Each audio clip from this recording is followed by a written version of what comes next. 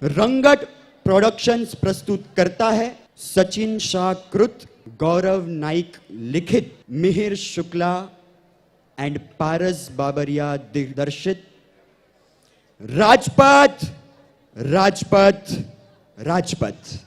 जैन धर्म કહેવાય છે કે જૈન ધર્મ સત્ય, અહિંસા, જીવદયા અને કર્મોના પાયા પર ઊભો થયેલો ધર્મ છે અને તેથી જ આ ધર્મમાં ફક્ત અને ફક્ત કરુણાનું જ માધુર્ય જોવા મળે છે અને આ જ કારણ છે કે આ ધર્મને સ્વર્ગ સુધી નહીં પણ મોક્ષ સુધી પહોંચવાનું પહેલું પગથિયું પણ ગણવામાં આવ્યો છે. આ કરુણાસભર ધર્મના ઇતિહાસના પાને પાને શૂરવીરતાની વાતો હંમેશા જોવા મળી છે અને એનું મુખ્ય કારણ એ જ છે કે આ ધર્મના વંશજોના સ્વભાવની સાથે સાથે જોમ, જુસ્સો, ઉગ્રતા અને શૂરવીરતા ડગલે ને પગલે વણાયેલી રહી છે. જીન શાસનના એવા જ એક શૂરવીર, નવી શરદ ઋતુના પૂર્ણચંદ્ર જેવા મુખવાળા ગુણો વડે ઉત્તમ તેજવાળા, અનંત બળવાળા, વિશાળ કુળવાળા, ભવના ભયને છોડનાર, 6 ખંડના વિજેતા અને 14 રત્નધારી અને રાજા વિજય સુમિત્ર તેમજ રાણી યશોમતીના પુત્ર એવા રાજાધિરાજ સગર ચક્રવર્તી.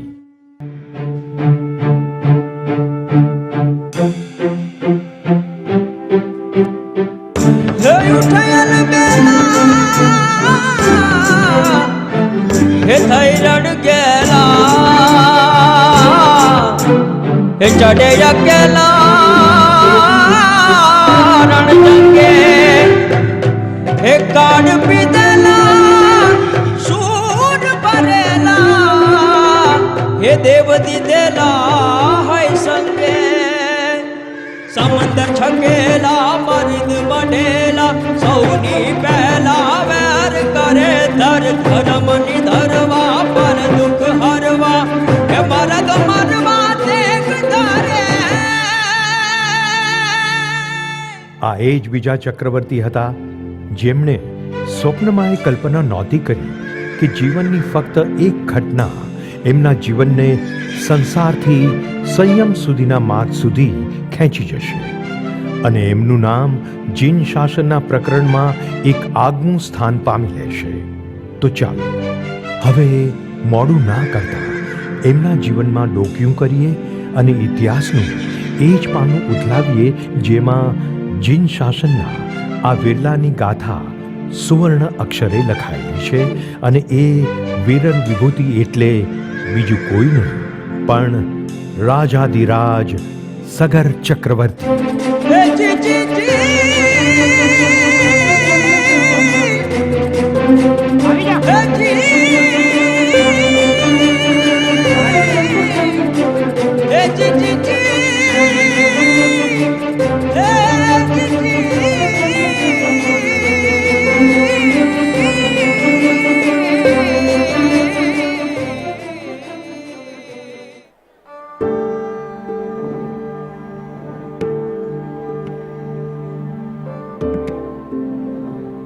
એ સમય હતો ત્રીજા આરાનો, જ્યારે લોકો દશક, 2 દશક કે સદી નહીં પણ લાખો વર્ષ સુધી જીવંત રહેતા અને સંસારના એ દરેક રસાસ્વાદને માણતા જેને આજના સમયમાં ભોગવિલાસ અને માત પ્રમાદ કહેવાય છે.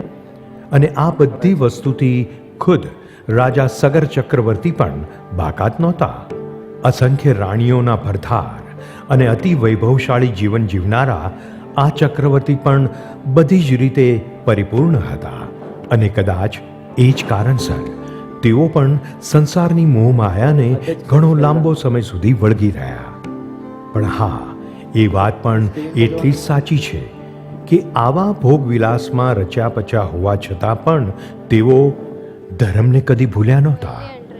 અને એનું પ્રમાણ છે એ અણધાર્યો દિવસ જ્યારે એમના રાજ્યને ભરડો એક ભયંકર રોગે લીધો હતો અને એના કારણે આખા રાજ્યમાં હાહાકાર મચી ગયો હતો. મહારાણી, મને તો કશું જ નથી સમજાતું કે શું કરવું અને શું નહીં. સંક્ષિપ્તમાં કહું ને તો આપણે સંપૂર્ણપણે અસહાય થઈ ગયા છે, અસહાય. જાણું છું મહામંત્રી, મારા મનમાં પણ એ જ વિમાસણ ચાલી રહી છે કે રાજ્યમાં ફાટી નીકળેલા રોગ પર નિયંત્રણ લાવવું તો લાવવું કઈ રીતે? એ જ તો વિચારવાનું છે મહારાણી. અને એનાથી પણ વધુ વિચારવા જેવી વાત એ છે કે આટલી વિકટ પરિસ્થિતિમાં પણ રાજા કશું જ નથી કરી રહ્યા. માત્ર ઘણા દિવસોથી એમના ખંડમાં બેસીને એ વાતનું ચિંતન કરી રહ્યા છે કે આવેલા રોગ પર વિજય મેળવો કઈ રીતે. અને ઓ રાજ પંડિત, તમે શું આમ મૂક બનીને ઊભા છો? તમને કઈ નથી કેવું આ બાબતે? હા, આ બાબતે હું તો માત્ર એટલું જ કહીશ મહામંત્રી કે જંગલનો રાજા સિંહ જ્યારે નિશ્ચિંત થઈને બેઠો હોય ને ત્યારે એમ નહીં વિચારી લેવાનું કે એને કોઈ ચિંતા નથી. પણ સત્ય તો એ છે કે એક શિકારને કઈ રીતે તાબામાં લેવો એની યોજના ઘડી રહ્યો હોય છે. એટલે આપણા રાજા સગર ચક્રવર્તી પણ કોઈ યોજના ઘડી રહ્યા હોય એવું મને લાગે છે. એટલે તમે એમ કહેવા માંગો છો કે રાજા સગર ચક્રવર્તી માત્ર ચિંતનના સાથવારે જ આવેલી મુસીબતની ચિતા બાળશે? જો એવું જ હોય ને તો જરા મને કહેશો કે તેઓ છેલ્લા ઘણા દિવસોથી કોઈ પગલું કેમ નથી ઉપાડતા? બોલો બોલો. મહામંત્રી, આપ એ ભૂલી રહ્યા છો કે આપણા રાજા એક ચક્રવર્તી રાજા છે અને એક ચક્રવર્તી રાજા પાસે 14 રત્નો હોય છે જેના સહારે આવેલી કોઈ પણ મુસીબતને સહેલાઈથી પાર પાડી શકે છે. પછી એ વેરીનું મસ્તિષ્ક છેદી શકે એવું ચક્ર રત્ન હોય કે મુશળધાર વરસાદને રોકી શકે એવું છત્ર રત્ન, હજારો યોજન જમીનને ખોદી શકે એવું દંડ રત્ન હોય કે પછી કોઈ પણ સંગ્રામને એકલે હાથે જીતી શકે એવું ખડગ રત્ન. એમની પાસે કોઈ પણ મુસીબતને પહોંચી વળવા માટેના શસ્ત્રો છે જ. જાણું છું રાજ પંડિત, જાણું છું. અને તેથી જ વિચાર આવે છે કે આટલા ચક્રોના માલિક હોવા છતાં આપણા રાજા એનો ઉપયોગ કેમ નથી કરી રહ્યા? એટલા માટે મહામંત્રી, કેમ કે હું એક રાજા છું અને એ પણ એક ચક્રવર્તી રાજા.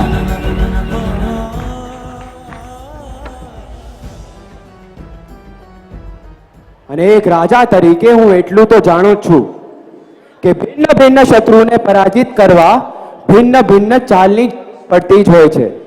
રાજન, આપ કહેવા શું માંગો છો? હું એ જ કહેવા માંગુ છું મહારાણી કે આપણા રાજ્ય પર જે રોગ આવી પડ્યો છે ને એને નરી આંખે નહીં જોઈ શકાય અને એને કાબૂમાં કરવા કોઈ ચક્ર તો કામ નહીં જ આવે. હા, તો એને કાબૂમાં કરવા આપણે કરવું શું? એના માટે તો ફક્ત ને ફક્ત એક જ માર્ગ છે. કેવો માર્ગ રાજન? કે જ્યારે દુશ્મનને પરાજિત કરવા કોઈ પણ શસ્ત્રો કે કૂટનીતિ કામ ના આવે ને ત્યારે એ કૂટનીતિને નેવે મૂકીને કુટુંબ નીતિ પર ધ્યાન આપવું આવશ્યક થઈ જતું હોય છે.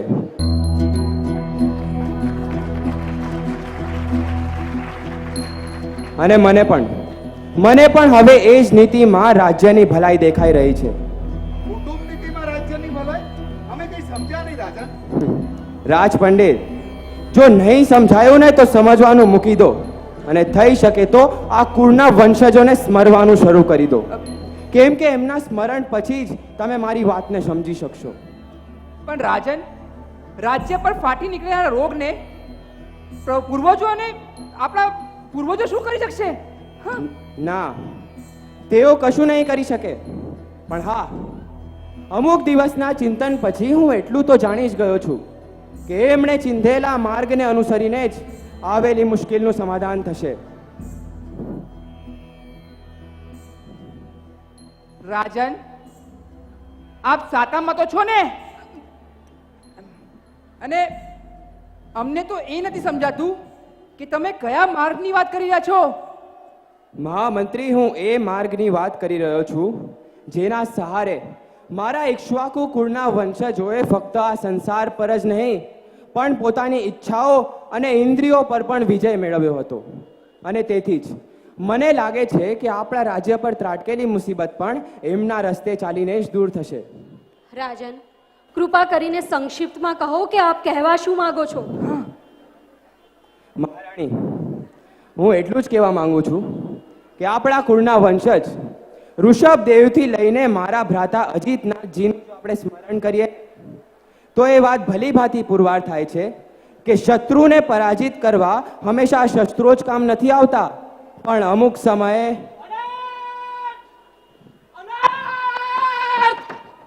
અનર્થ થવા જઈ રહ્યો છે. હવે તો અનર્થ થવા જઈ રહ્યો છે. શું વાત છે વડીલ? કોઈ વધુ અશુભ ઘટના ઘટી છે રાજ્યમાં? હા મંત્રીજી, હા. ધીરે ધીરે સમગ્ર રાજ્યમાં ફરી વળેલી મહામારીએ લોકોના ચક્ષુ હળવાની શરૂઆત કરી દીધી છે અને ધીરે ધીરે લોકો પોતાની દૃષ્ટિ પણ હણી રહ્યા છે. એટલે રાજન આપને વિનંતી કરવા આવ્યો છું, કંઈક કરો રાજન, કંઈક કરો. વડીલ, બધી જ વિમાસણને નેવે મૂકી દો અને નિશ્ચિંત થઈને જાઓ. પણ રાજન મેં કીધું ને, નિશ્ચિંત થઈને જાઓ. જી, હું પણ આવેલી ઉપાધિને પહોંચી વળવાની પ્રક્રિયામાં હવે આગળ વધું છું. હં? પણ રાજન રાજન રાજન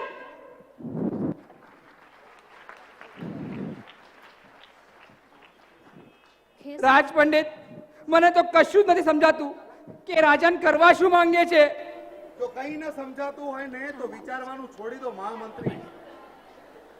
કારણ કે જો આ બધું આપણને જ સમજાવી ગયું હોત ને તો ચક્રધરની ઉપાધિ એમને નહીં આપણને મળી ગઈ હોત.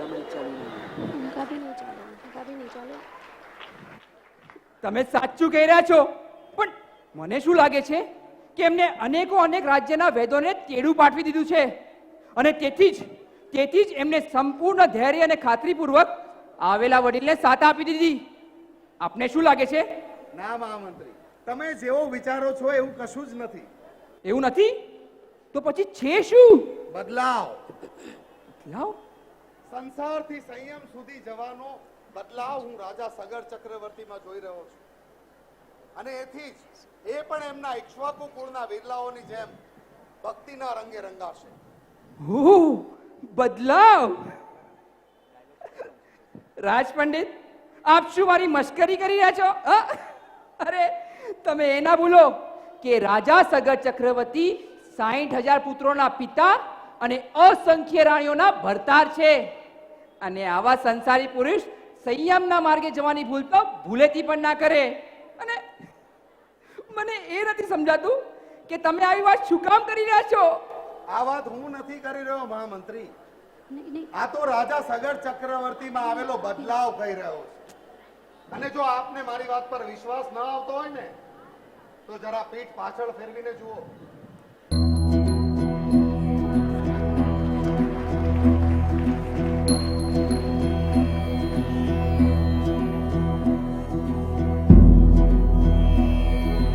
રાજન, આ શું? તમે રાજ્ય પર ત્રાટકેલા રોગને પ્રભુ ભક્તિ વડે નાબૂદ કરશો?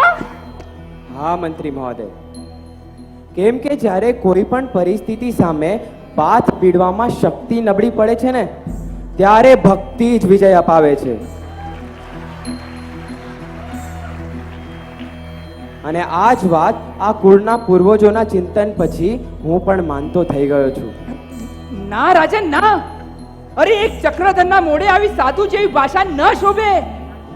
અરે એ તો એના પરાક્રમથી જ મોટામાં મોટી ઉપાધિને ધૂળ ચટાવનારો હોય છે. અને તમે છો કે ઈશ્વરને આધીન થવાની વાત કરી રહ્યા છો? એટલે રાજન, હું સારી પેઠે જાણું છું કે માનવ ભાવ મળ્યો છે એટલે ઈશ્વરને તો ના જ ભૂલી જવાય ને. અને એટલે જ તમે પણ હર હંમેશ અથમ તપ અને જીન પૂજા કરતા જ રહો છો. પણ રાજન, માત્ર ને માત્ર ઈશ્વરની આસ્થા પર રાજ્યને મૂકી દેવું એ તો કોઈ સમજદારીની વાત નથી ને. રાજન, શું ફક્ત શ્રદ્ધાના સહારે બેસી રહેવું યોગ્ય છે? શું આપને લાગે છે કે જીન ભક્તિમાં લીન થવાથી આવેલી ઉપાધિ થાળે પડી જશે? મહારાણી, હું તો ફક્ત એટલું જ જાણું છું કે ઈશ્વરના બારણે જ્યારે શ્રદ્ધાથી ટકોરા મારો ને ત્યારે સકારાત્મક પરિણામના પડઘા અવશ્ય સાંભળવા મળે છે. એટલે ઈશ્વરના દ્વાર ખખડાવાથી બધું જ સારું થઈ જશે એમ? મંત્રી મહોદય, હું તો ફક્ત એના પર શ્રદ્ધા રાખીને આગળ વધી રહ્યો છું. અને જ્યાં શ્રદ્ધા હોય ને ત્યાં શંકા તો ન જ કરાય. પેલું કહેવાય છે ને કે શંકા કહે છે પેલા દેખાવો પછી માનીશ, પણ શ્રદ્ધા કહે છે જો તમે માનશો તો જે જોવું હશે તે દેખાશે જ. અને હવે એટલું સમજી લો કે 6 ખંડ પર વિજય મેળવનારને પણ કપરા સમય 3 લોકના સ્વામી પાસે જવું જ પડે છે. અને મને વિશ્વાસ છે કે એમની ભક્તિનું ચક્ર આ ચક્રધરની બધી જ ઉપાધિનું નિવારણ અવશ્ય લાવશે. રાજન, મારી ભક્તિનો સમય થઈ ગયો છે મહોદય, એટલે વાતને અહીં જ વિરામ આપી દો અને રાજ પંડિત રાજ્યના હાલ હવાલ જાણી આવો.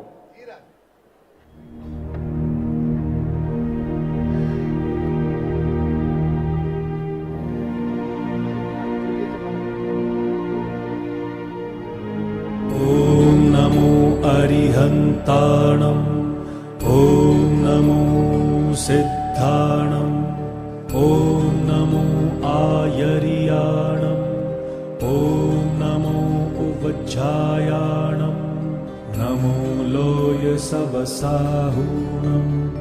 एषो पञ्चनमोक्कारो सव्वपावपणासनो मङ्गलाणं च सव्वेसिं पढमं हवै मङ्गलम्.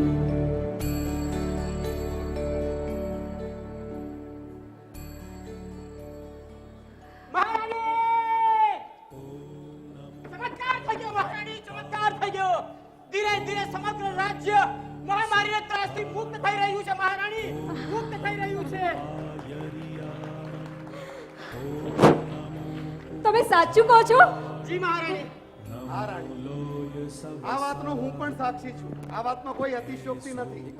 તો શું આ બધું રાજનની જીન ભક્તિના કારણે? હા મહામંત્રી, એમ સમજો કે રાજા સગરની શ્રદ્ધા પર દેવ કૃપા થઈ ગઈ અને કદાચ એમની કૃપા થકી જ આપણને આવા શુભ સમાચાર સાંભળવા મળ્યા. સત્ય વચન માતે, સત્ય વચન. આશીર્વાદ, આશીર્વાદ. તેથી જ આનંદના અવસર મળતા જ અમે બધા જ ભ્રાતાએ મળીને એક ધર્મયાત્રા યોજી છે.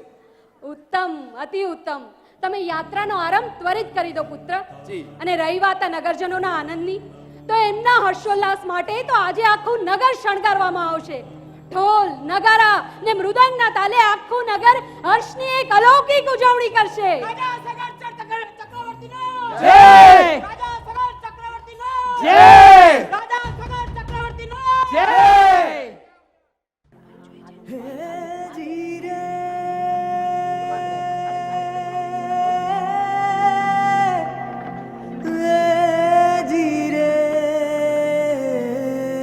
શુભ દિન આવ્યો,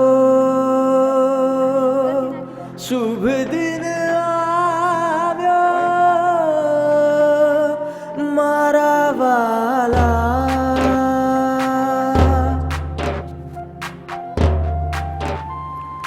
આવ્યો રે આવ્યો શુભ દિન આવ્યો, આવ્યો રે આવ્યો શુભ દિન આવ્યો મારા મનના ગણમાં આવ્યો, મારા મનના ગણમાં આવ્યો. આવ્યો રે આવ્યો શુભ દિન આવ્યો, આવ્યો રે આવ્યો શુભ દિન આવ્યો મારા મનના ગણમાં આવ્યો, મારા મનના ગણમાં આવ્યો. દુઃખના દાડા बीती गया, एक ताली के ताल के साथ जीती गया के झूमो हवे, झूमो हवे जिन भक्ति नो आयो आयो. આવ્યો રે આવ્યો શુભ દિન આવ્યો, આવ્યો રે આવ્યો શુભ દિન આવ્યો, આવ્યો રે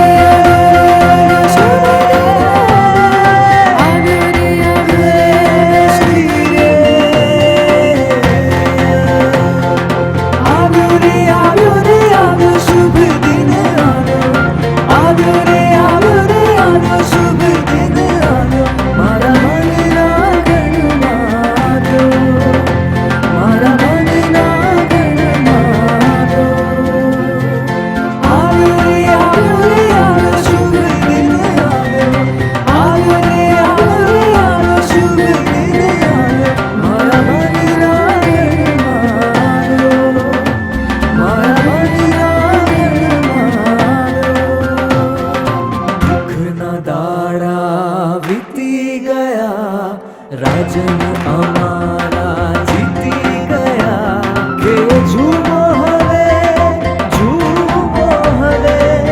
જીન ભક્તિનો વાયરો આવ્યો.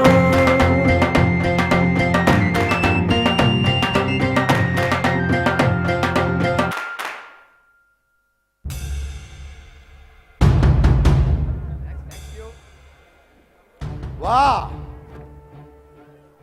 વાહ મહામંત્રી વાહ.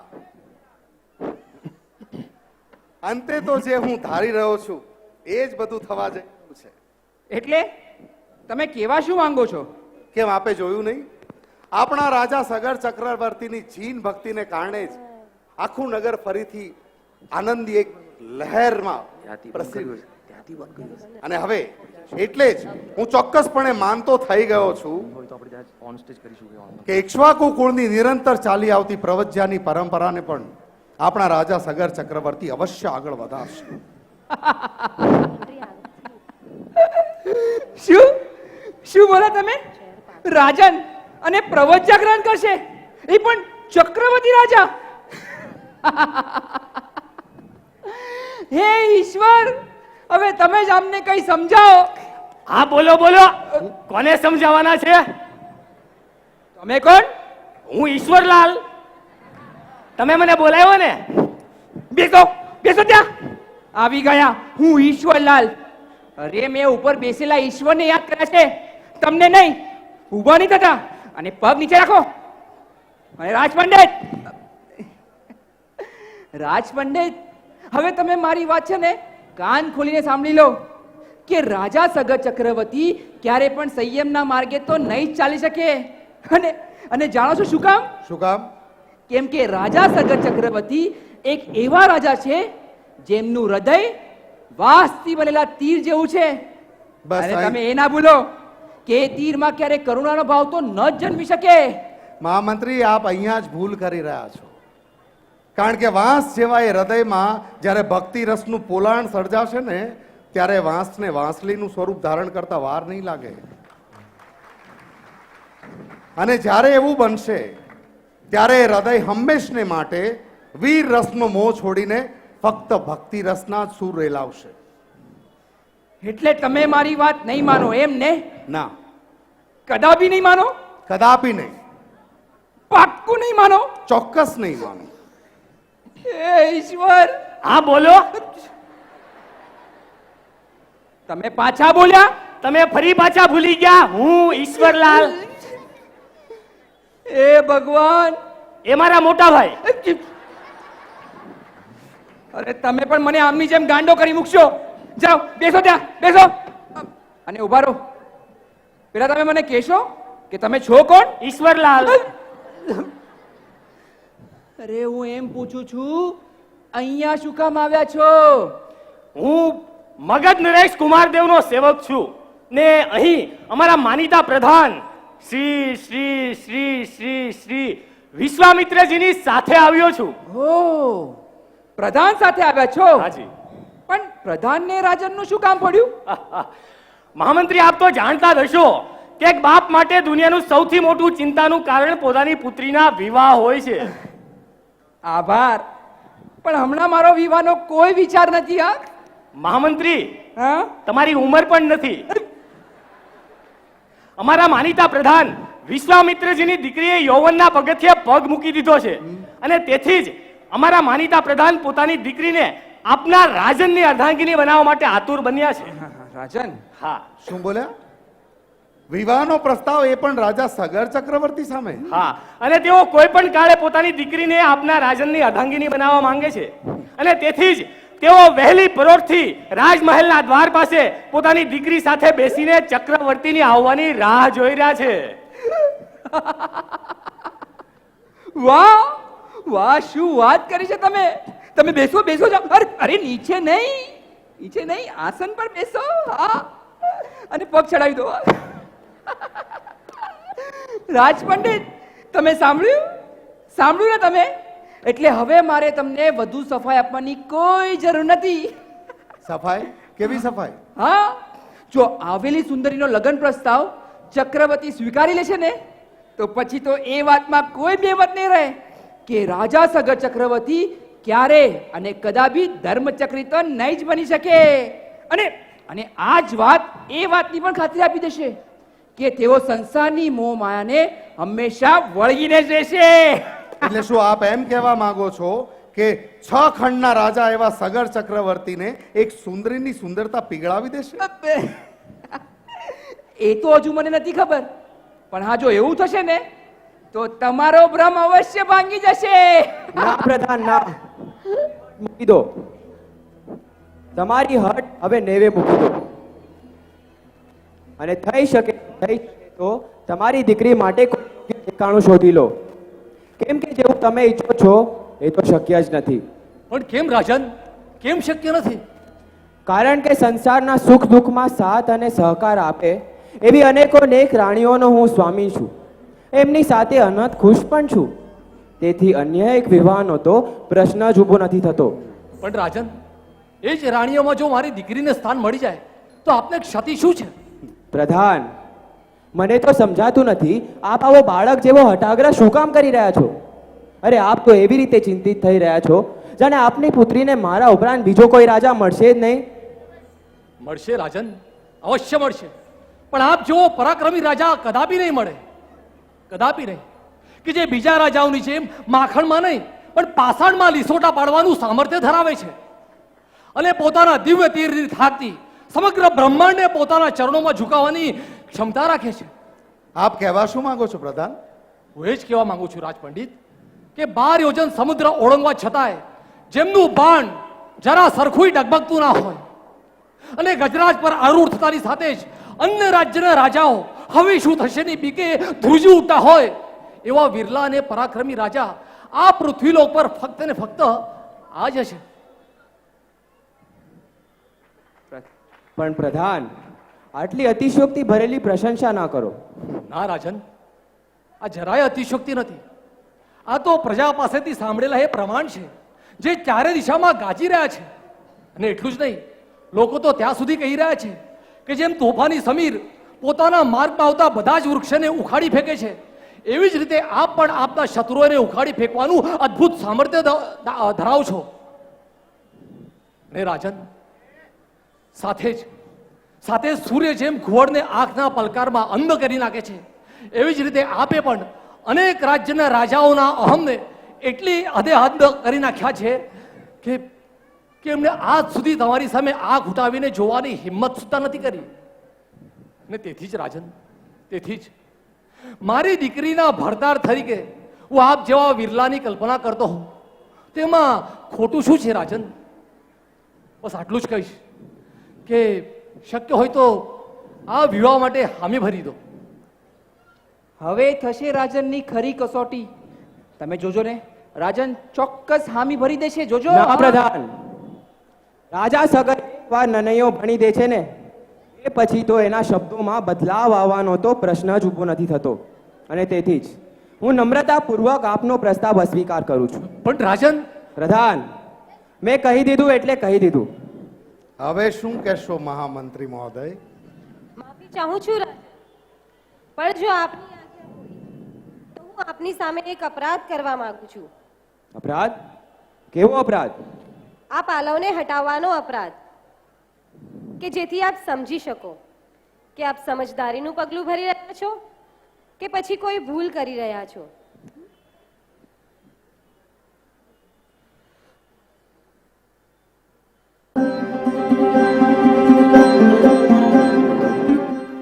સુંદર, અતિ સુંદર. આપ તો સાક્ષાત રૂપનો અંબાર છો સુંદરી.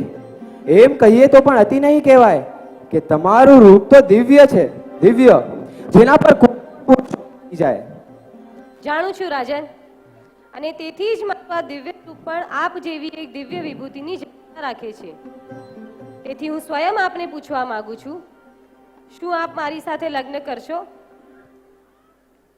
માની જાઓ રાજન, મારી લક્ષ્મી સમી દીકરી ભાગ્યલક્ષ્મી ત્યારે જ બનશે જ્યારે એને કોઈ દિવ્ય પુરુષ પડશે.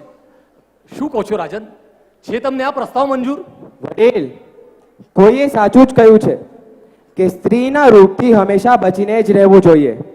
કેમ કે સ્ત્રીનું રૂપ એક એવું શસ્ત્ર છે જેની સામે મોટામાં મોટા ચક્રવર્તી પણ યુદ્ધ લડવા પહેલા જ હથિયાર હેઠા મૂકી દેતા હોય છે. રાજન રાજન કઈ સમજાયું નહીં. પ્રધાન, મને આ લગ્ન મંજૂર છે, માટે મોડું ન કરતા આપ લગ્નની તૈયારીઓ કરો.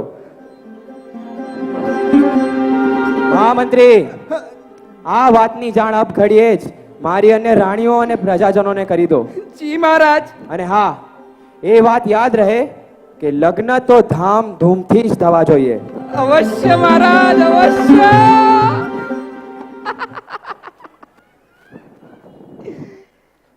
રાજ પંડિત, હવે શું કહેશો તમે? હા, હજી પણ હું તો મારી વાતને વળગીને જ રહીશ કે રાજા સગર ચક્રવર્તી દીક્ષા લેશે અને અવશ્ય લેશે.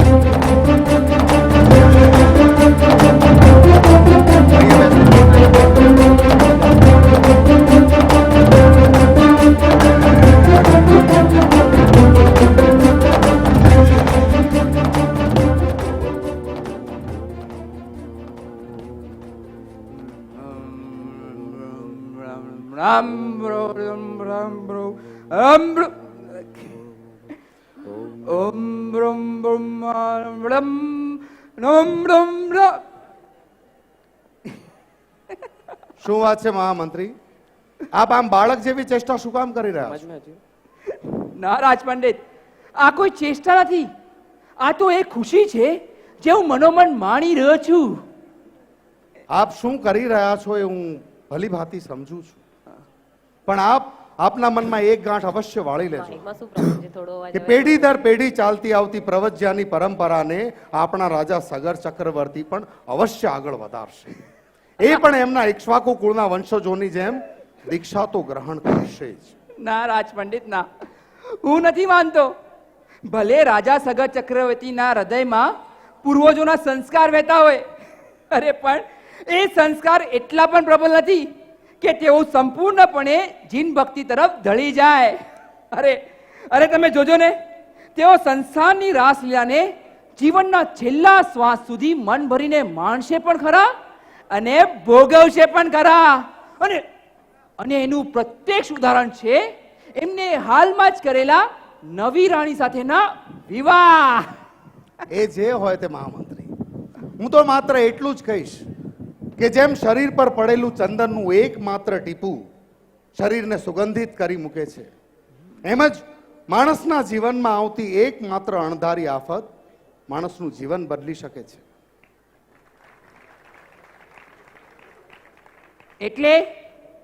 એટલે હું એમ કહેવા માંગુ છું કે જે દિવસે રાજા સગર ચક્રવર્તીના જીવનમાં કોઈ અણધારો બનાવ બનશે અને આ સંસારની વિપદા અને વિટંબણાઓ એમને ચારે તરફથી ઘેરી વળશે, ત્યારે એમને સમજાશે કે આ સંસાર તો અસાર છે, જેને ફક્ત ને માત્ર સાધુતાના માર્ગે સાર્થક કરી શકાય.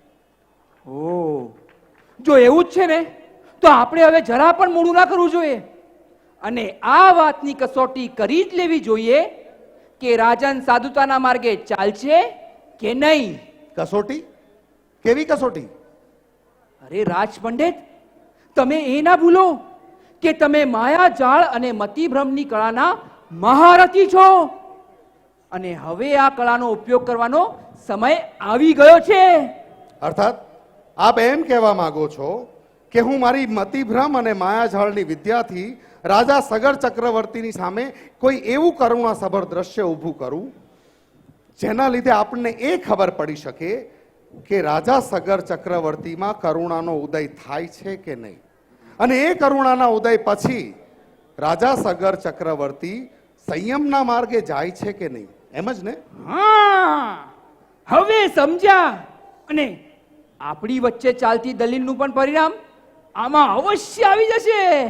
જો એમ જ હોય ને મહામંત્રી, તો હું રાજા સગર ચક્રવર્તીની સામે એવી માયાજાળ ગૂંથીશ કે આપણને એ સમજતા વાર જરા પણ નહીં લાગે કે રાજા સગર ચક્રવર્તી દીક્ષા લેશે કે નહીં.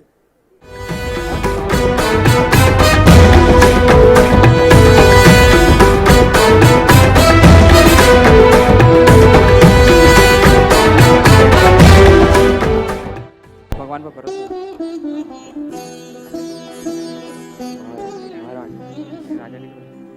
મહારાણી, આપને કદાચ હું શબ્દોમાં પણ વર્ણન નહીં કરી શકું કે આપને પામીને હું કેટલો આનંદિત છું, કેટલો ખુશ છું. જાણું છું રાજન, પણ તમે એ વાત ના ભૂલો કે આપણે હમણાં શયનખંડમાં નહીં પણ રાજ દરબારમાં બેઠા છીએ. હા મહારાણી, વાત તો આપની સાચી છે, પણ આ હિલોડે ચડેલા હૈયાને નિયંત્રિત કરવું તો કરવું કઈ રીતે? અને એમાં પણ આપનું આ રૂપ તો કોઈને પણ ભાન ભૂલાવી દેવું છે. ના રાજન, કોઈ પણ વસ્તુનો આટલો મોહ સારો નથી હોતો. અને તમે એ ન ભૂલો કે કોઈ પણ વ્યક્તિ કે વસ્તુનો મોહ અંતે તો દુઃખને જ નોતરતો હોય છે. જાણું છું મહારાણી, પણ આ ચક્રવર્તી પણ સંપૂર્ણપણે વ્યવહારુ છે, વ્યવહારુ. અને મોટામાં મોટા દુઃખને પણ હળવાશથી લેવાની કળા સારી રીતે જાણે છે. મહારાજ, મહારાજ, શું વાત છે મંત્રી મહોદય? આપ આમ રઘવાયા થઈને શું કામ પધાર્યા છો? રાજન, સમાચાર જ એવા દુઃખદ છે જેને સાંભળીને કોઈ પણ વ્યક્તિનું મસ્તિષ્કનું સંતુલન ખોઈ બેસે. અર્થાત આપ કહેવા શું માંગો છો? ના રાજન ના, જે દુઃખદ ઘટના ઘટી છે ને એને હું મારા મુખથી તો નહીં જ કહી શકું. તેથી આપ આ દુઃખદ ઘટનાનું સમાચાર રાજ પંડિતના મુખથી સાંભળો ને એ જ ઉચિત રહેશે. હા, પણ તેઓ છે ક્યાં? હું અહીંયા છું મહારાણી સાહેબ, અને સત્ય તો કહું ને તો અત્યારે હું એક અતિ વિશાળ શોકમાં ડૂબેલો છું. શોકમાં ડૂબેલા છો? પણ શું કામ? અને આ શું રાજ પંડિત? આ કાળા રંગનો ખેસ તો ત્યારે ધારણ કરવામાં આવે જ્યારે રાજ્યમાં કોઈ અશુભ ઘટના ઘટી હોય.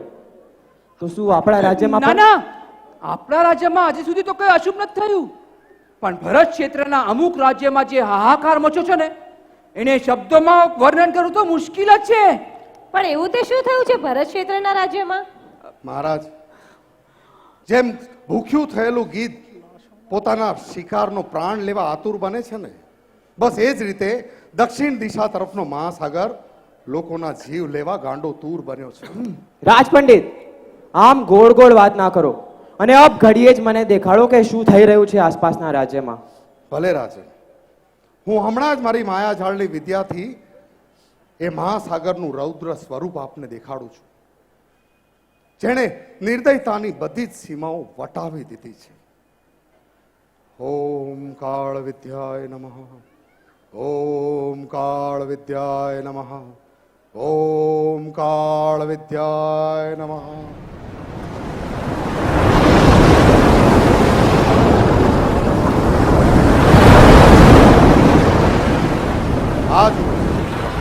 આ જુઓ રાજન, એ ગાંડા થયેલા મહાસાગરે આસપાસના રાજ્યમાં કેવો કાળો કેર વર્તાવ્યો છે, કેવો આતંક મચાવ્યો છે રાજન.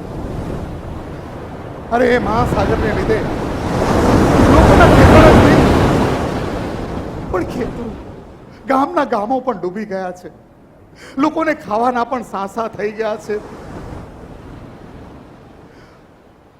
અને મહારાજ, આ તરફ જુઓ, આ તરફ જુઓ મહારાજ, અહીં જે લાશોના ખડકલા દેખાય છે ને એ માત્ર નાના બાળકો અને વૃદ્ધોની જ લાશો છે રાજન, માત્ર બાળકો અને વૃદ્ધોની લાશો. અને એટલે જ આસપાસના રાજ્યના રાજાઓને પણ એ નથી સમજાઈ રહ્યું કે પોતાની પ્રજાના રક્ષણ માટે શું કરવું અને શું ન કરવું. ખરેખર રાજન, જો આવું જ ચાલતું રહ્યું ને તો પછી બસ બસ રાજ પંડિત, બસ. આનાથી આગળ મારે કશું નથી જોવું, કેમ કે આનાથી વધુ કરુણાસભર દ્રશ્ય જોવાની મારામાં શક્તિ નથી. એટલે રાજન, આપ એમ કહેવા માંગો છો કે પારખાની પીડા જોઈને આપ જેવા ચક્રવર્તીનું હૃદય પણ દ્રવી ગયું? હા મહામંત્રી, દ્રવી ગયું. અને શું કામ ન દ્રવે? અંતે તો આ ચક્રવર્તી પણ એક માનવી જ છે ને, અને જ્યારે એક માનવીની લાગણી દુભાય ત્યારે દુઃખ થવું એ તો સહજ બાબત છે. રાજ પંડિત, તમે સત્ય કહેતા હતા. રાજન દીક્ષાના માર્ગે જઈ પણ શકે. શું બોલ્યા? કઈ નહીં, હું તો માત્ર એટલું કહેતો હતો કે મહાસાગરનું પાણી આપણા રાજ્ય સુધી પહોંચી ગયું તો આપણે શું કરશું? ના ના, આ એક ચિંતાનો વિષય તો છે જ ને, નહીં રાજ પંડિત? હા રાજન, મહામંત્રીની વાત આમ ખોટી તો નથી જ. ગાંડો થયેલો મહાસાગર આપના રાજ્ય તરફ જ આગળ વધી રહ્યો છે, એટલે આપણે કંઈક તો કરવું જ જોઈએ. હા, જાણું છું રાજ પંડિત, જાણું છું. અને એટલે જ મને પણ હવે એ જ વાતની ચિંતા સતાવી રહી છે કે ભૂલે ચૂકે પણ મહાસાગરનું પાણી આપણા રાજ્ય સુધી આવી ગયું ને, તો હું મારા રાજ્યના લોકોને બચાવીશ કઈ રીતે? એમને સાગરના પ્રકોપથી તારીશ કઈ રીતે? ના રાજન ના, અરે તમે એક ચક્રવર્તી તો ચક્રવર્તી, અને એક ચક્રવર્તી તો મોટામાં મોટી ઉપાધિને પણ ધૂળ ચટાવનારો હોય છે. જાણું છું રાજ પંડિત, પણ મહામંત્રીએ તમે શું વાત કરી રહ્યા છો? મને ખબર છે કે તમે આ દ્રશ્ય જોઈને સંપૂર્ણપણે ભાંગી ગયા છો, પણ આ બધું જે થયું છે એ સત્ય છે. રાજ પંડિત, મને પણ હવે એ જ વાતની ચિંતા સતાવી રહી છે. અને એટલે જ હું ફરી આપ બંનેને પૂછું છું, શું આપને લાગે છે કે મહાસાગરનું પાણી આપણા રાજ્ય સુધી પહોંચી શકશે? રાજન, રાજન, પહોંચી શકશે નહીં રાજન, પહોંચવાના આરે જ છે. ધરવાન આપ, અને આપ આ શું બોલી રહ્યા છો? સત્ય બોલી રહ્યો છું રાજન. રાજ્યમાંથી મળેલા સમાચાર મુજબ મહાસાગરના પાણી આપણા બાજુના રાજ્ય સુધી પહોંચી ગયા છે, અને ત્યાં પણ તેને કાળો કેર વરસાવવાનું શરૂ કરી દીધું છે.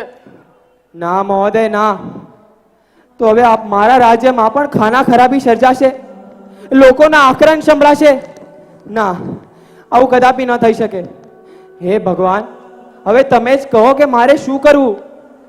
જોયું મહામંત્રી, આવા કપરા સંજોગોમાં પણ રાજન ભગવાનને યાદ કરે છે, એટલે એટલું તો ચોક્કસ કે ઈશ્વરને શરણે તો જશે જ. ના રાજન ના, આમ ભાંગી ન પડો અને ભગવાન પર ભરોસો રાખો. મહારાણી, આપ સાચું કહી રહ્યા છો. જે અશુભ ઘટના ઘટી છે એ પછી તો ભગવાનને જ વિનંતી કરવી પડશે કે તેઓ ગાંડા થયેલા મહાસાગરને કોઈ પણ રીતે કાબૂમાં કરે. રાજન, રાજન, રાજન, શું વાત છે મહોદય, કે આપ પણ કોઈ અશુભ સમાચાર તો નથી લાવ્યા ને? હા રાજન, કંઈક એવું જ છે. રાજન, ગાંડા થયેલા મહાસાગરના પાણીએ આપણા રાજ્યમાં પણ પગપસેરો કરી દીધો છે. શું? એટલે હવે મારું રાજ્ય પણ એના ક્રોધની ચપેટમાં આવી ગયું? હા રાજન, અને એટલું જ નહીં, આપણા રાજ્યમાં અનેક સ્થળોમાં લાશોના ભંડાર ખડકાવા લાગ્યા છે. ના મહોદય ના, આવા અશુભ સમાચાર ના આપો. હું મારા રાજ્યના લોકોને અકાળે મળતા તો નહીં જ જોઈ શકું. ના, કદાપી એટલે કદાપી નહીં જોઈ શકું. રાજ પંડિત, હવે તો મને ખાતરી થઈ ગઈ કે રાજન દીક્ષા લેશે જ. એમ? જો એવું જ હોય ને તો આપની ખાતરીનું પરીક્ષણ પણ કરી જ લઈએ. એટલે રાજન, આમ ભાંગી ન પડો, અને આજે એક વાત આપ જાણી જ લો કે જે થવાનું છે એ તો થઈને જ રહેશે, એટલે આટલો બધો વલોપાત ન કરાય.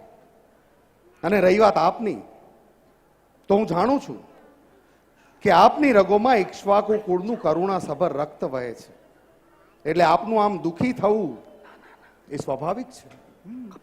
જાણું છું રાજ પંડિત, પણ મારા પ્રજાના રક્ષણ માટે એક રાજાએ આટલું લાચાર થવું પડશે એ તો મેં ક્યારે પણ નહોતું વિચાર્યું. ખરેખર આજે હું મારા જીવનમાં પહેલી વાર સંપૂર્ણપણે ભાંગી પડ્યો છું.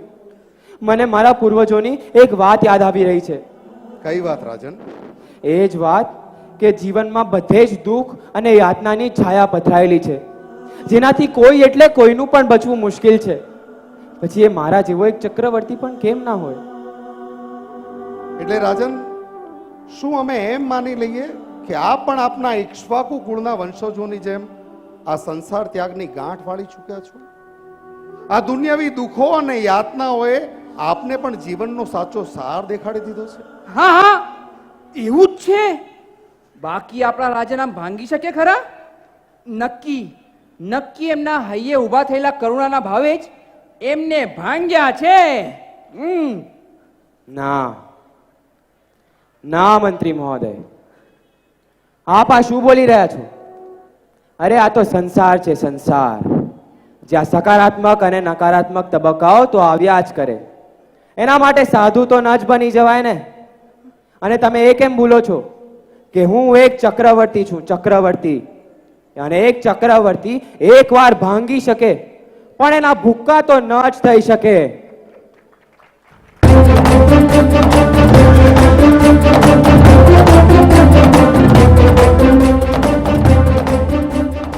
લો આમને તો ગુલાટી મારી દીધી. શું બોલ્યા?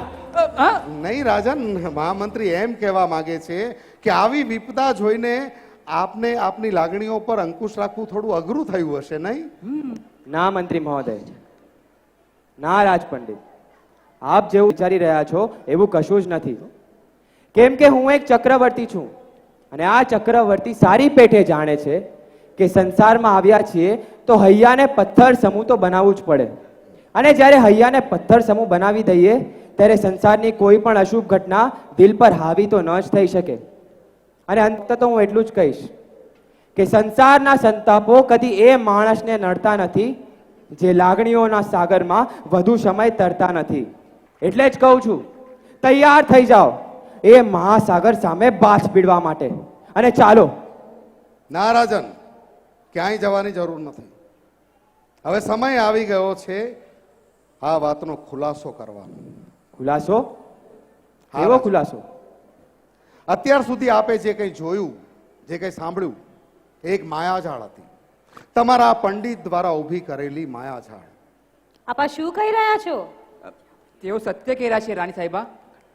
અને આ કરવા પાછળ અમારો હેતુ માત્ર એટલો જ હતો કે અમે ઈક્ષ્વાકુ કુળના આ વંશજની કસોટી કરી એ વાત જાણવા માંગતા હતા કે તેઓ પણ સંસાર ત્યાગ કરશે કે પછી સંસારની માયાજાળમાં અટવાયેલા રહેશે. ઓ, જો એવું જ છે ને તો હવે મને કહેશો કે મારી કસોટી કરીને તમે કયા તારણ પર પહોંચ્યા?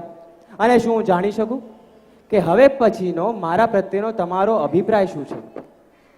રાજન, આ બધું જોયા પછી હું માત્ર એટલું જ કહીશ કે એકવાર સૂરજ પૂર્વ દિશા છોડીને પશ્ચિમથી ઉગી શકે, જંગલનો રાજા સિંહ માંસ છોડીને ઘાસનું ભોજન કરી શકે, અરે એકવાર નાસ્તિકમાં નાસ્તિક માણસ પણ આસ્તિક બની શકે, પણ આપ જેવો ચક્રવર્તી ક્યારે અને કદાપી દીક્ષા તો ના જ લઈ શકે.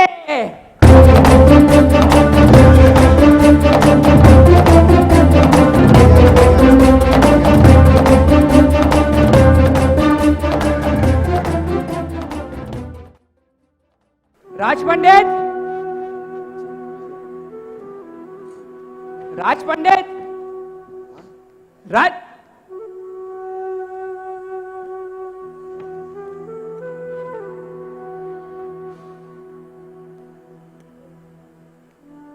રાજ પંડિત, શું વાત છે? તમે આ ફૂલોના છોડને એક નગરે શું કામ જોઈ રહ્યા છો? કઈ નહીં મહામંત્રી, હું તો માત્ર એટલું જ વિચારી રહ્યો હતો કે આ રાત રાણીના છોડ પર કેટલા બધા ફૂલો ઉગ્યા છે. બધાનો રંગ એક સરખો છે, તો પછી ઈક્ષ્વાકુ કુળના છોડ પર આ અલંગ રંગનું ફૂલ ક્યાંથી ઉગ્યું?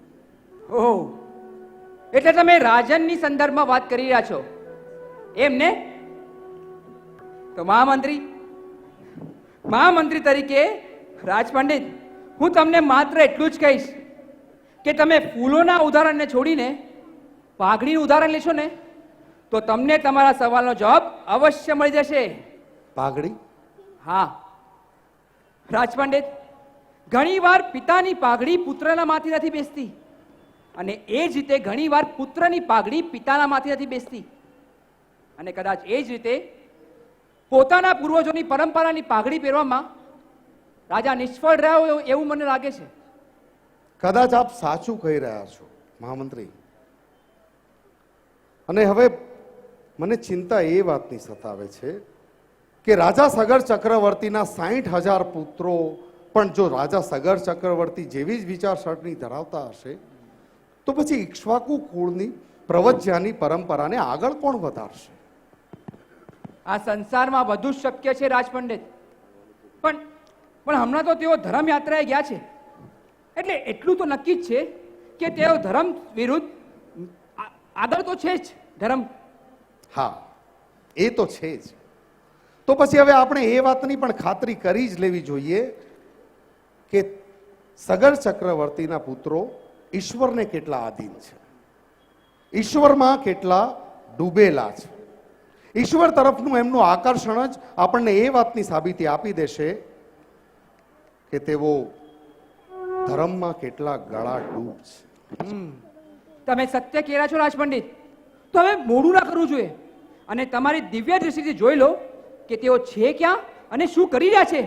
ભલે, હું હમણાં જ મારી વિદ્યા શરૂ કરું છું અને મારી દિવ્ય દ્રષ્ટિથી એ જગ્યાએ પહોંચી જાઉં છું જ્યાં એ લોકો ગયા છે, જેથી આપણને ખબર પડશે કે ઇક્ષ્વાકુ કુળના વંશજો ધર્મમાં ખરેખર કેટલા ગળા ડૂબ થયા છે. ઓમ કાળ વિદ્યાય નમઃ. ઓમ કાળ વિદ્યાય નમઃ. ઓમ કાળ વિદ્યાય.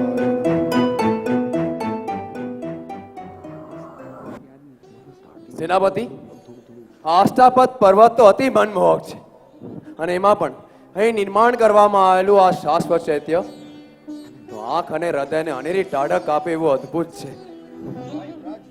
એ તો છે, પણ એનાથી પણ વધુ મહત્વની વાત એ છે કે આ ચૈત્ય બીજા કોઈએ નહીં પણ આપણા પૂર્વજોએ જ બનાવ્યું છે.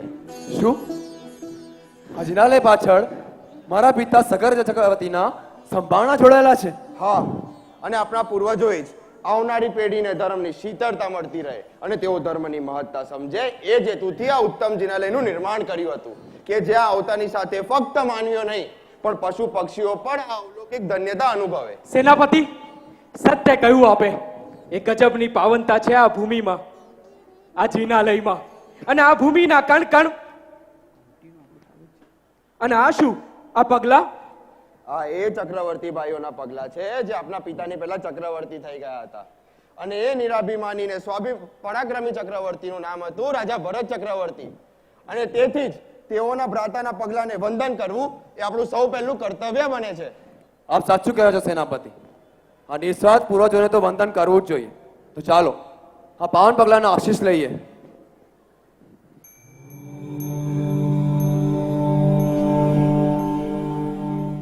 અને અનુજ, આપ પણ આપણા બીજા ભ્રાતાઓને અહીં બોલાવી લાવ કે જેથી તેઓ પણ આ પાવન પગલાના આશીષ લઈ શકે. જેવી આજ્ઞા ભ્રાતા, હું હમણાં જ એમને અહીં લઈ આવું છું, જેઓ રમણીય પર્વતની સુંદરતાને નિહાળવામાં પાછળ રહી ગયા છે.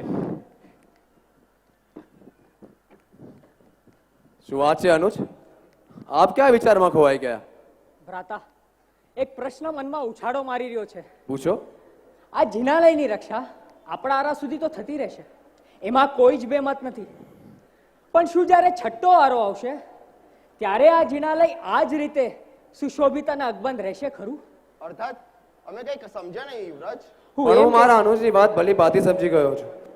સેનાપતિ, એમનું કહેવું એમ છે કે છઠ્ઠો વારો ઉદ્ધત અને અવિવેકી લોકોનો હશે અને એવા લોકો દ્વારા આ જિલ્લાને ક્ષતિ ન પહોંચે એનું પ્રયોજન આપણે હમણાંથી જ કરી દેવું જોઈએ.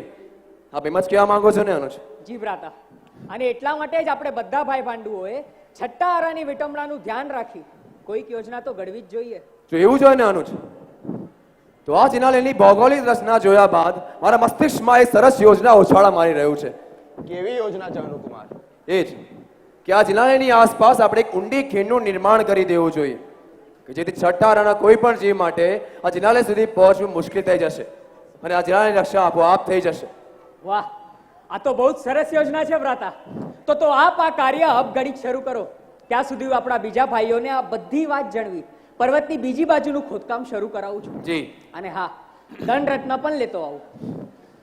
જેવું સેનાપતિ, ધર્મના કાર્ય માટે મારા અનુજો ખડે પગે તૈયાર હોય છે, તો હવે આપણે પણ મોડું ન કરતા અદંડતના પ્રહારથી પાતાળ લોકની તારાને ધ્રુજાવી દઈએ. હા હા, ધર્મના કામમાં તો મોડું ના જ કરાય. ના જ કરાય. હાલો.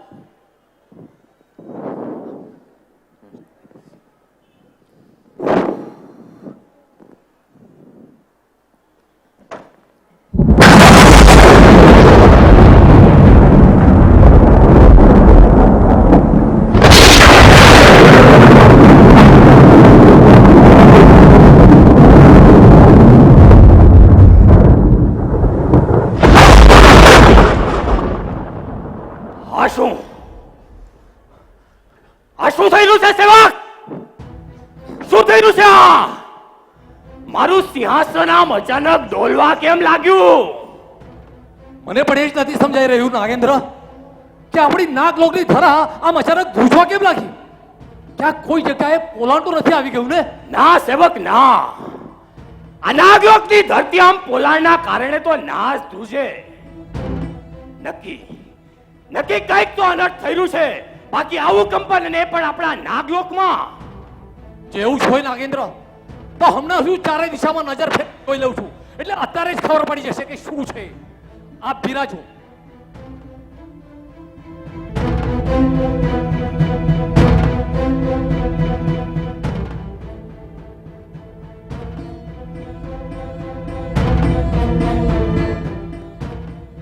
નાગેન્દ્ર નાગેન્દ્ર નાગેન્દ્ર તમારું અનુમાન સાચું પડ્યું. અહીં સાચે જ અનર્થ થઈ રહ્યો છે નાગેન્દ્ર. અનર્થ. અનર્થ? કેવું અનર્થ? હા નાગેન્દ્ર, અમુક મૂર્ખ માનવીઓ અષ્ટપાદ પર્વતની આજુબાજુ ખીણનું નિર્માણ કરી રહ્યા છે અને એમના દંડરત્નના પ્રહારથી જ આપણી નાગલોકની ધરા ધ્રુજી રહી છે. અને એટલું જ નહીં, જો આ ચેષ્ટા વધુ સમય ચાલશે તો આપણી નાગલોકની ધરાને ભેગડો વચ્ચે દબાઈ જાય તો વાર નહીં લાગે. બસ સેવક બસ. તમે ના ભૂલો કે નાગલોકનો રાજા હજી જીવતો છે. માટે તમે તમારી ચિંતા નેવે મૂકો ને ચાલો મારી સાથે. પણ નાગેન્દ્ર ક્યાં? એ મૂર્ખ માનવીઓને યમરાજના દ્વાર દેખાડવા.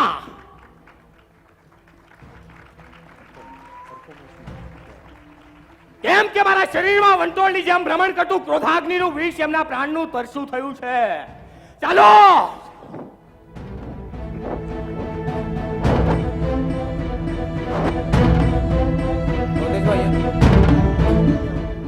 બસ બસ કર મૂર્ખ માનવી, બસ કર. અને તૈયાર થયા નાગલોકના સ્વામીની ક્રોધાગ્નિમાં ભસ્મીભૂત થવા માટે. નાગલોકના સ્વામી અર્થાત તમે નાગલોકના રાજા નાગેન્દ્ર છો? હા, હું જ છું નાગેન્દ્ર. અને તમને લોકોને તમારી ભૂલનો દંડ આપવા માટે આવ્યો છું. દંડ. ના નાગેન્દ્ર ના, આ મુતાવડિયું પગલું ના ભરો. અને કંઈ પણ કરતા પહેલા અમને જણાવો તો ખરા કે આપ અમારા પર ઉગ્ર શા માટે થઈ રહ્યા છો? કેમ કે તમે જે ખીણનું નિર્માણ કરી રહ્યા છો એના કારણે નાગલોકની ધરા ધ્રુજી ઉઠી છે અને તેથી જ નાગેન્દ્રએ તમને દંડ દેવાનું નક્કી કર્યું છે. હા, અને એ પણ મૃત્યુદંડ. કઠોર દંડ, મૃત્યુદંડ. ના નાગેન્દ્ર ના, આવી ભૂલ તો ના કરતા. કેમ કે આ ભૂલ અમે જાણી છે અને નહીં પણ અજાણતા કરી છે. અને અજાણતા કરેલી ભૂલની સજા નહીં પણ માફી હોય રાજન, માફી. હા રાજન, જો અમને આ બધી વાત પહેલેથી જાણ હોત તો અમે આવી ચેષ્ટા કરત જ નહીં. તો આપ એમ કહેવા માંગો છો કે તમે લોકો જે કરી રહ્યા હતા એની તમને ભાન જ નહોતી, તમને ખબર જ નહોતી? હા નાગેન્દ્ર, અમને સાચે જ નહોતી ખબર. નહીંતર રાજા સગર ચક્રવર્તીના પુત્રો કોઈ બી દિવસ જાણી જોઈને કોઈને ક્ષતિ પહોંચાડવાની તો ભૂલ કરી જ ન શકે. હા નાગેન્દ્ર, અમે તો અમારા પૂર્વજોએ બનાવેલા જિનાલયની રક્ષા કરી શકાય ને એ હેતુથી ખીણ ખોદી રહ્યા હતા, જેથી એની ઉપર આવવાના માર્ગ ચારે દિશાથી બંધ થઈ જાય. ઓહ, તો આપ ઇક્ષ્વાકુ કુળના વંશજ છો? હા, અને એક ઉત્તમ કુળના વંશજ જોવાથી અમે આ ભૂલ બદલ તમારી માફી માંગી રહ્યા છીએ. અમને માફ કરો. અમને માફ કરો નાગેન્દ્ર. અને તમારી ક્રોધાગ્નિને શાંત કરશો ને તો અમારા પર ઉપકાર થશે. ભલે ભલે, આપ એક ઉત્તમ કુળના વંશજ હોવાથી મેં આપને માફ કર્યા. પણ હા, એક વાત યાદ રહે કે બીજી વાર મારી સહનશીલતાની કસોટી ના થવી જોઈએ, સમજ્યા? એવું નહીં થાય રાજન, તમે નિશ્ચિત થઈને નાગલોકમાં જઈ શકો છો. હા જુઓ, અમે અમારા દંડતને પણ એ તરફ રોકી દીધા છે. જરૂર સેવક, આ લોકોએ એમના રાજદંડ પણ હવે ભૂમિ ભેગા કરી દીધા છે. માટે હવે કોઈ દીધા જ નથી રહી. પ્રયાણ કરો.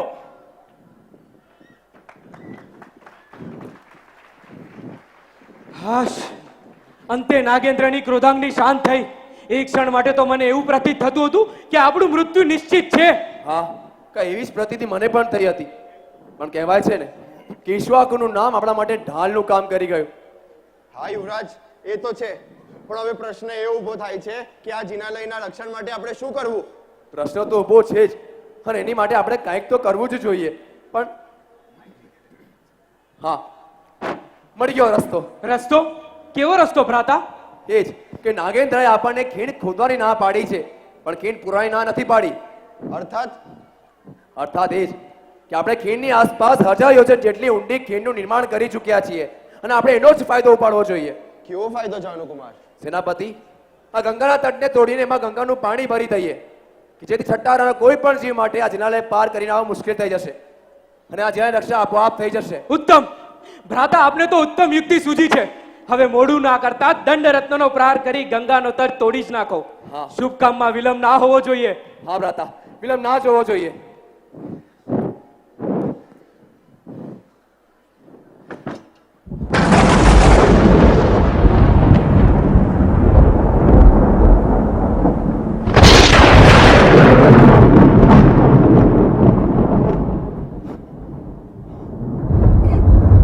નાગેન્દ્ર, નાગેન્દ્ર, નાગેન્દ્ર, શું વાત છે સેવક? અનર્થ થઈ રહ્યો છે નાગેન્દ્ર, અનર્થ. અર્થાત આપ કેવા શું માંગો છો? હું એ જ કહેવા માંગુ છું નાગેન્દ્ર કે અમુક મૂર્ખ માનવોએ ગંગાનો તટ તોડી નાખ્યો છે નાગેન્દ્ર, અને એનું પાણી ધીરે ધીરે આખા નાગલોકમાં ફરી વળ્યું છે. શું વાત કરી રહ્યા છો આપ? સત્ય કહી રહ્યો છું નાગેન્દ્ર, સત્ય. નક્કી તો એ જ મૂર્ખ માનવીઓનું પરાક્રમ છે જેને હું ચોખ્ખા શબ્દોમાં ચેતવીને આવ્યો હતો, પણ તેઓ ના સમજ્યા એટલે ના સમજ્યા. માટે હવે એમને એમની ભૂલની સજા મળીને જ રહેશે. નાગેન્દ્ર, તમે શું કરવા જઈ રહ્યા છો? અષ્ટાવક્ર પર્વત પર ભૂલો કરી રહેલા ઈક્ષ્વાકુ કુળના વંશજોના જીવનનો ખાત્મો કરવા. કેમ કે હવે મારો ક્રોધ પરાકાષ્ઠાએ પહોંચી ગયો છે અને જ્યારે આ નાગેન્દ્રનો ક્રોધ કાબુ ખોઈ બેસે છે ને ત્યારે સામેવાળા દુશ્મનનો વિનાશ નિશ્ચિત છે.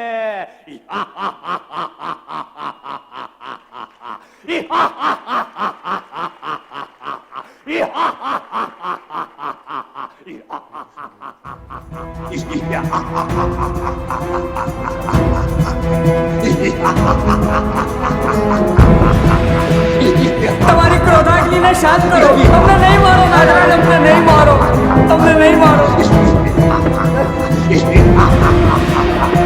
કૃપા કરીને શાંત થઈ જાઓ નાગરાજ. હા, શાંત થઈ જાઓ. અમને નહીં મારો નાગરાજ, અમને નહીં મારો, અમને નહીં મારો નાગરાજ, અમને નહીં મારો, અમને નહીં મારો નાગરાજ, અમને નહીં મારો, અમને નહીં મારો નાગરાજ, અમને નહીં મારો.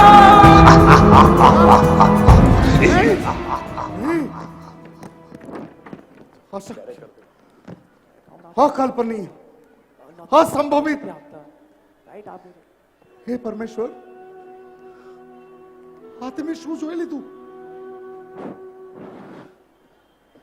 મારા જીવનમાં આ ન બની શકે, કદાપી એટલે કદાપી ન બની શકે. ઈશ્વર, હે મારા ભગવાન, મારી માયા જાણે હાથે મને કેવું દ્રશ્ય દેખાડી દીધું. શું વાત છે રાજપંડિત? આમ શોકમગ્ન કેમ છો? બધું બરાબર તો છે ને? કઈ ન પૂછો મહામંત્રી, કઈ ન પૂછો. અત્યારે તો બસ એટલું જાણી લો કે એક પિતાની સામે એક અણધાર્યો આઘાત આવીને ઉભો છે જેની એને કલ્પના સુદ્ધા નહોતી કરી. આઘાત? કેવો આઘાત? આપ તો જાણો જ છો મહામંત્રી કે આપણા જાનુકુમારની સાથે ધર્મયાત્રાએ આ પંડિતનો એકનો એક પુત્ર પણ ગયો હતો. હવે પુત્રનો મૃત્યુ સંદેશ એને એના પિતાને મળી જાય તો આઘાત તો લાગે. શું એટલે તમે એમ કહેવા માંગો છો કે તમારો પુત્ર હવે આ બ્રહ્માંડમાં નથી રહ્યો? હા, અતિ વિશાળ મહાબ્રહ્માંડમાં એ મને હંમેશ માટે એકલો છોડીને જતો રહ્યો છે. અને એટલે જ હવે મને એ નથી સમજાતું કે હું શું કરું, જીવું કે પછી. ના રાજપંડિત, ના. મગજ પર સંયમ રાખો અને મને વિસ્તારથી કહો કે બન્યું શું? પાતાળ લોકના રાજા નાગેન્દ્રએ એમની ક્રોધાગ્નિમાં મારા પુત્રને ભસ્મીભૂત કરી નાખ્યો છે. પાતાળ લોકના નાગેન્દ્રએ તમારા પુત્રને મારી નાખ્યો. અરે પણ શું કામ? કહું છું મહામંત્રી, કહું છું. અષ્ટાપદ પર્વત પર આવેલા જિનાલયનું છઠ્ઠા આરાના માનવીથી રક્ષણ થઈ શકે એટલે આપણા જાનુ કુમારે એક યોજના બનાવી. એ યોજના પ્રમાણે એ પર્વતની આસપાસ એક ઊંડી ખીણનું નિર્માણ કરવું અને એમાં ગંગાનું પાણી ભરી દેવું. પણ બન્યું એવું કે ગંગાનું પાણી પાતાળ લોક પર પહોંચતા જ ક્રોધે ભરાયેલા નાગેન્દ્રએ એમની ક્રોધાગ્નિમાં મારા પુત્રને ભસ્મીભૂત કર્યો. આ તો અત્યંત દુઃખદ ઘટના કહેવાય. દુઃખદ નહીં મહામંત્રી, મારા માટે તો અતિ દુઃખદ ઘટના બની છે. અને એટલે જ હવે મારું શરીર પણ માનસિક સંતુલન ખોઈ બેઠું છે. મારા એકના એક પુત્રના વિયોગ પછી હવે મને આ જીવન જીવવા જેવું નથી લાગી રહ્યું મહામંત્રી, નથી લાગી. તો બનાવો, કંઈ પણ કરીને જીવનને જીવવા યોગ્ય બનાવો રાજ પંડિત. કેમ કે જનાર પાછળ રડનારને આ જગત કાયર કહે છે, કાયર. રાજન આપ? હા હું. અને મેં બધું જ સાંભળી લીધું છે. અને માટે જ કહું છું રાજ પંડિત, જે અણધારી આફત આવી પડી છે એને મસ્તિષ્ક પર હાવી ના થવા દો. તો શું રાજન આપ એમ કહેવા માંગો છો કે મારા એકના એક જુવાન જોત દીકરાના મૃત્યુ પછી પણ હું સ્વસ્થ રહું, આનંદિત રહું, ખુશ રહું? ના રાજ પંડિત, હું એવું જરા પણ નથી કહેતો. કેમ કે સ્વજનના જવાથી તો કોઈને પણ દુઃખ થાય. પણ હા, એ વાત પણ એટલી જ સાચી છે કે જનાર પાછળ જીવવાનું તો ન જ મૂકી દેવાય. અને માટે જ કહું છું રાજ પંડિત, જે દુઃખદ ઘટના ઘટી છે એને ભૂલવાની કોશિશ કરો. હા રાજ પંડિત, રાજન સત્ય કહી રહ્યા છે. ના મહામંત્રી, સ્વજનના વિયોગનું દુઃખ શું હોય છે એ હું આજે સારી પેઠે જાણી ગયો છું. અને એટલે જ હવે મેં નિર્ધાર કર્યો છે કે કોઈ પણ કાળે હું મારા પુત્રને જીવિત કરીને જ રહીશ.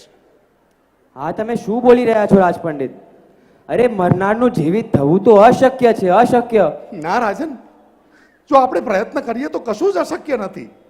અને એમાં પણ મારા કુળ દેવતાના કહેવા પ્રમાણે જો આપણે કરશું ને તો મારા પુત્રના પ્રાણને સ્વયં યમરાજે પણ પાછા આપવા પડશે. અર્થાત અમે કઈ સમજ્યા નહીં. રાજન, મારા કુળ દેવતાના કહેવા પ્રમાણે જો આપણે કોઈ એક એવું મંગળ ઘર શોધી લઈએ જેમાં કોઈ દિવસ કોઈનું મૃત્યુ ન થયું હોય, બસ એ ઘરની મંગળ અગ્નિ મારા મૃત પુત્રના શરીરને સ્પર્શી જશે ને તો એનું જીવિત થવું શક્ય છે. અને એટલે જ કહું છું રાજન, ચાલો મારી સાથે આપણે આખું રાજ્ય ફરી વળીએ અને એવું એક મંગળ ઘર શોધી લઈએ જેની અગ્નિથી મારો પુત્ર ફરી પાછો જીવિત થઈ શકે. ચાલો રાજન, ચાલો. અરે રાજન, આપ તો એક ચક્રવર્તી રાજા છો.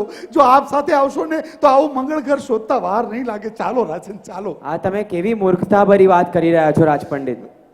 અરે દુનિયામાં એક પણ એવું ઘર નથી જ્યાં કોઈ મૃત્યુ ના થયું હોય.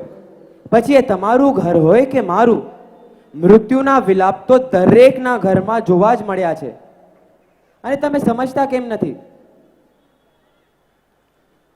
રાજન, આવી નકારાત્મક વાત કરીને મારી આશા પર પાણી નહીં ફેરવો રાજન.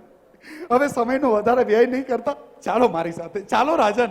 રાજ પંડિત, હું તમારી હતાશા સમજી શકું છું, પણ દુનિયાનું અફર સત્ય એ જ છે કે મૃત્યુના વિલાપથી તો કોઈ એટલે કોઈનું પણ બચવું મુશ્કેલ છે.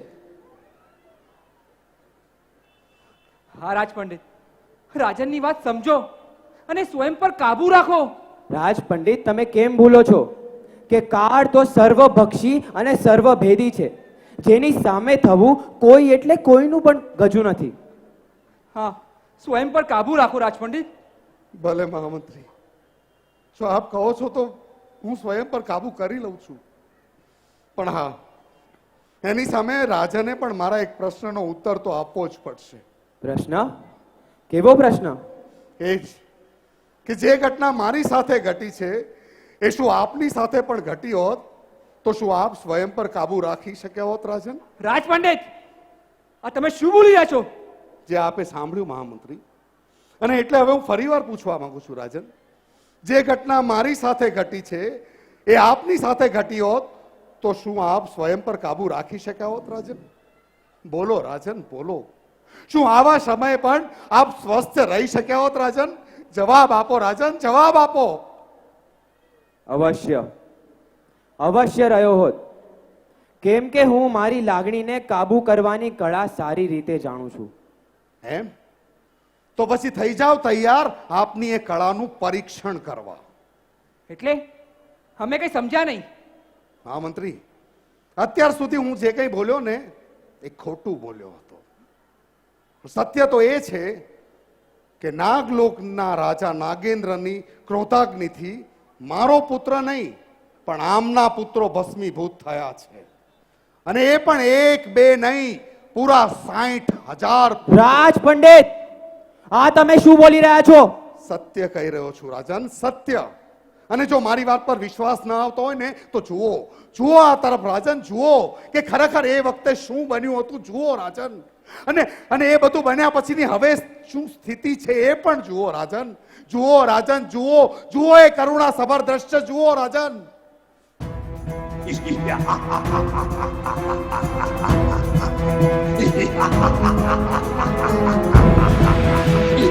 તમારી ક્રોધાગ્નિને શાંત કરો. અમને નહીં મારો નાગરાજ, અમને નહીં મારો, અમને નહીં મારો. કૃપા કરીને શાંત થઈ જાઓ નાગરાજ. હા, શાંત થઈ જાઓ. અમને નહીં મારો નાગરાજ, અમને નહીં મારો, અમને નહીં મારો નાગરાજ, અમને નહીં મારો, અમને નહીં મારો નાગરાજ, અમને નહીં મારો. નહીં નહીં નહીં રાજ પંડિત, આ તમે મને શું દેખાડી રહ્યા છો? કહી દો, કહી દો કે આ તમારી માયાજાળ છે. નક્કી તમારી માયાજાળ છે. આવું બની જ ના શકે. નહીં રાજન, આ કોઈ માયાજાળ નથી. આ તો કાળના પ્રકોપને લીધે બન્યું છે. ટૂંકમાં કહું ને તો આજ સત્ય એ છે કે આપના 60,000 પુત્રો એક સાથે. નહીં રાજ પંડિત, નહીં નહીં, આવું બની જ ન શકે. એક સાથે મારા બધા જ કાળજાના કટકા મને છોડીને, નહીં, આવું કદાપી ન થઈ શકે, કદાપી ન થઈ શકે આવું. રાજન, આ તો તમે કહો છો કે આવું કદાપી ન બની શકે. બાકી સત્ય તો એ છે કે આપના બધા જ કાળના કટકાઓ એક સાથે પરલોક સિધાવી ગયા છે, અને એ પણ આપના ભાઈ ભાંડુઓની સાથે. અને એટલે હવે રાજન, હું આપને પૂછવા માંગુ છું, શું આવી પરિસ્થિતિમાં પણ આપ આપની લાગણીઓ પર કાબુ રાખી શકો છો રાજન? જવાબ આપો રાજન. શું આ પરિસ્થિતિમાં પણ આપ આપની લાગણીઓ પર કાબુ રાખી શકો છો? જવાબ આપો રાજન, મારે આપને સાંભળવા છે. રાજ પંડિત, આપણા રાજા સંપૂર્ણપણે ભાંગી ગયા છે, અને તમે છો કે રાજા પર ડામ આપવા બેઠા છો. ના મંત્રી મહોદય, એમને કાંઈ ના કહો, કેમ કે હવે હું સમજી ગયો છું એમને જે કાંઈ પણ કર્યું એ મારી આંખો ખોલવા માટે કર્યું, અને મને જીવનનો સાચો મર્મ સમજાવવા માટે કર્યું, જેથી હું સમજી શકું આ સંસારની સાચી દહનતા શું છે. દહનતા? કેવી દહનતા? જેમ પૃથ્વીના પોટાળમાં દાવાનળ ભળ ભળ બળે છે ને, એ જ રીતે આ સંસારમાં પણ બળવાનું જ લખ્યું છે. પછી એ સ્વજનોના મોહના કારણે હોય કે પછી કોઈ ભૌતિક વસ્તુના મોહના કારણે, પણ અંતે તો સહુને બળવું જ પડે છે. રાજન,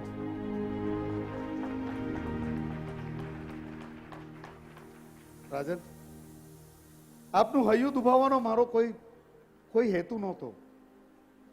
હું તો આપની આ પરીક્ષા કરીને ફક્ત એ જાણવા માંગતો હતો કે ઇક્ષ્વાકુળના વંશજમાં લાગણીઓ મરી તો નથી પરવારીને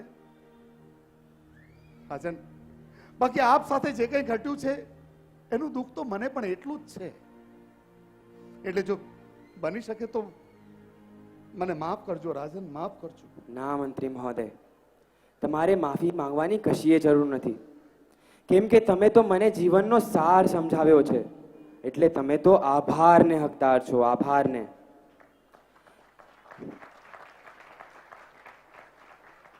બાકી જે વ્યક્તિનું વંશ એક જ ક્ષણમાં નાશ પામી ગયું હોય એનું ભાંગી પડવું તો વ્યાજબી જ હતું. આપના આજના નાટક પછી હું ભલીભાંતિ સમજી ગયો છું કે મારા પૂર્વજોએ દીક્ષા શું કામ લીધી હતી અને શા કારણે તેઓ આ સંસારની ભોગ વિલાસથી અને મોહ માયાથી વિમુખ થયા હતા. અને માટે જ આજે મને પણ એમની જેમ જ આ સંસાર સંપૂર્ણપણે અસાર પ્રતીત થઈ રહ્યો છે.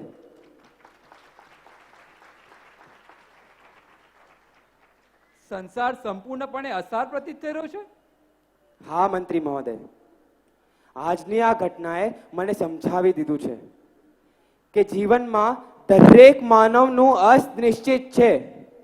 આજે મારા પુત્રોનું અસ્ત થયું, કાલે મારું અસ્ત થશે. જો સંસારની દરેક વસ્તુ આજે છે અને કાલે નથી, તો આવા ક્ષણિક સંસારમાં ભોગ વિલાસમાં માનવ ભાવને વ્યતીત કરવો વ્યર્થ છે. પણ પૂર્વજોના પથ પર ચાલવું એ જ જીવનનો સાચો અર્થ છે.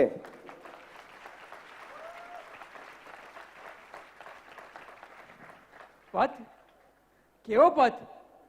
એ જ પથ જે અભિમાન અને અજંપાથી પર છે. એ જ પથ જે લોભ અને લાલચથી પર છે. એ જ પથ જે સંસારની મોહ અને માયાથી પર છે. અને એ પથ એટલે બીજું કાંઈ નહીં પણ ચારિત્રના માર્ગે ચાલીને આત્માને પરમાત્મા બનાવવાનું સંયમ જીવનનો પથ.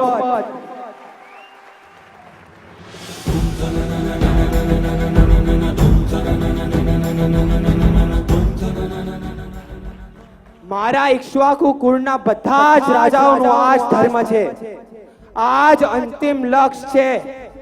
રાજપથ, રાજપથ, રાજપથ.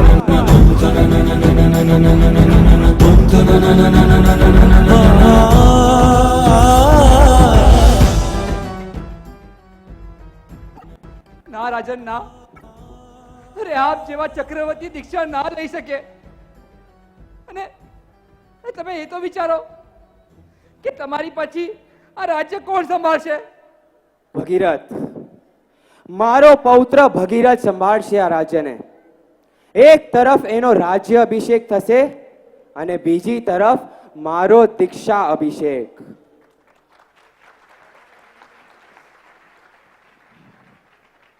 પણ રાજન, મંત્રી મહોદય, આસ્થાના પંથે જનારને અશ્રુથી ના વહાવાય, પણ એવા ક્ષણને તો ફક્ત ને ફક્ત હસ્ત મુખે જ વધાવાય. સમગ્ર રાજ્યમાં સંદેશો આપી દો કે મારા દીક્ષા પ્રસંગે સહુના મુખે હર્ષની જ લાગણી હોવી જોઈએ, નહીં કે શોકની. એટલે રાજન, આપ થોડા દિવસોમાં જ દીક્ષા ગ્રહણ કરી રહ્યા છો? હા, પણ થોડા દિવસોમાં નહીં, કાલે જ.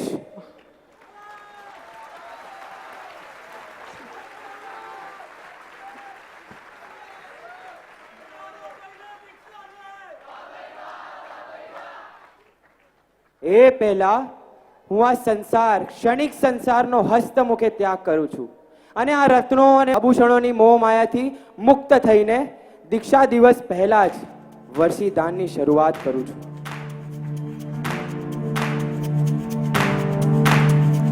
जिन शासन ना वीरा तमे છો સાચા હીરા એવા રાજ જીવ રક્ષાને કાજે રે આપ્યો દેહને પણ સંતાપ હે जिन